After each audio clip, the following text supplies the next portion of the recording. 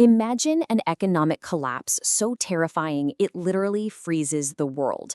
Billions of dollars gone, just overnight. Whole nations crumbling. We lived through this nightmare in 2008. But here's the crazy part. We also saw it in 1929. The exact same script, the exact same disaster. Welcome to This Explainer. Let's dive in. So, who actually killed the economy? Was it greedy, lazy, borrowing nations? I mean, that's what the headlines screamed, right? Politicians absolutely love this story because it feels right. It feels fair. But actually, scratch that. The data reveals a completely different reality. The consensus? It's completely wrong. Prepare to have your mind changed. Here is our roadmap for today. We're going to identify the real culprit, expose the fake scapegoats, uncover the truth about panic, look at history's life or death game, and finally weigh the glory and flaws of the data. Let's get right into it. Part 1. Who is the culprit? When foreign money suddenly disappears and economies just fall off a cliff, we need to strictly inspect the historical crime scene. 80 years apart, we're seeing the exact same financial tragedy play out. In 2008, you had Greece, Ireland, and Spain collapsing. Now, jump back to 1929, and it's Germany and Austria falling apart. In both cases, enormous capital floods in. Entire nations build their modern futures on this money. And then, bam, a sudden stop.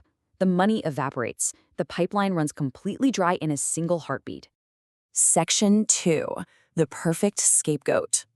You know, when money vanishes, people immediately start pointing fingers. And historically, the victims always get blamed. Conventional wisdom relies entirely on this illusion called pull factors. And hey, the theory makes intuitive sense. It basically says that things like high national debt, rampant inflation, and low economic growth are what chase foreign investors away. The logic seems undeniable, right? Behave badly financially, and the money leaves. The world just loves to blame the borrowers. But the hard data completely destroys this narrative. 0. That is the exact amount of power a borrowing country had to stop the panic. 0%. This is a brutal reality check for traditional economics. By crunching massive historical data sets of capital flows, researchers managed to isolate the local variables. And they proved mathematically that a country could have perfect economic growth, incredibly low inflation, and it meant absolutely nothing. The borrowers didn't pull the money away. They were completely powerless to keep it. Which brings us to Section 3. The truth about how panic spreads. If the borrowing nations didn't chase the money away, who did? Well, here's the core breakthrough of the research. It all comes down to push factors. The European borrowers didn't fail from the inside. The global lenders panicked from the outside. Wall Street got scared. London pulled the plug. The money was pushed away by pure, unadulterated fear at the center, not by bad behavior at the edges. The crisis was literally exported. The contrast in impact here is just staggering. The footprint of local economic policies, it's tiny. They barely mattered at all. The massive, dominating force was Wall Street stock market volatility. When New York investors got frightened, they hoarded their cash. Global risk perception controlled everything. All that local European effort meant exactly 0 against the sheer tidal wave of Wall Street fear.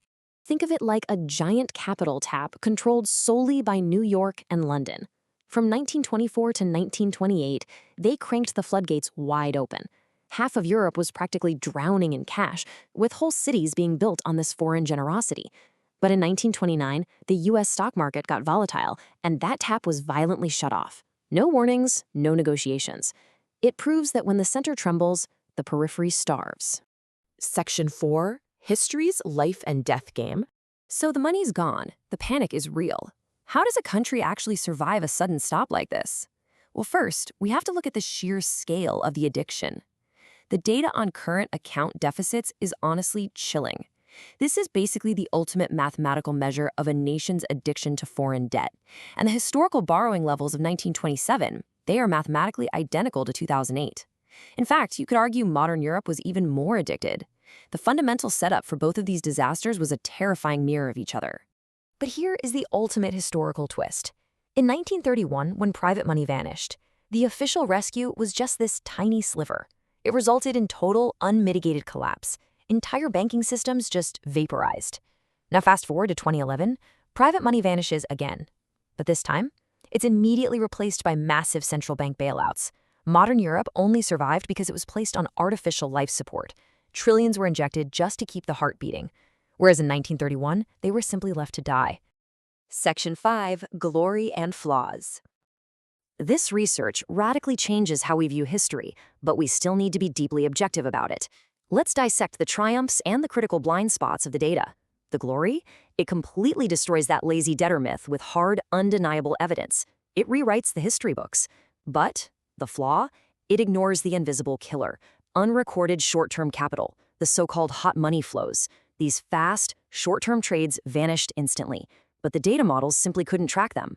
The methodology just couldn't capture the shadows. So, it's a brilliant study, but it misses the fastest bullets. Which brings us to a chilling final thought. You see, our global financial system today is way more interconnected and volatile than it ever was in 1929. The speed of money is instantaneous now. Central banks saved us in 2011, sure, but artificial life support cannot last forever. So, when the next Wall Street panic strikes, who pays the ultimate price? Thanks for exploring this explainer with me. Stay curious and remember, never blindly accept the standard narrative.